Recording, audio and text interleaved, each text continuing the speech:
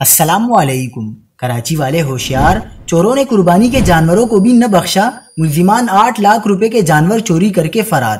تشویشناک خبر آ گئی۔ کیا آپ حالات حاضرہ سے آگاہی حاصل کرنا چاہتے ہیں؟ خبر کے پیچھے چھپے اصل حقائق جاننا چاہتے ہیں تو ابھی سبسکرائب کیجئے دل مل پاکستان کو اور ساتھ ہی گھنٹی کے نشان پر کلک کر دیں۔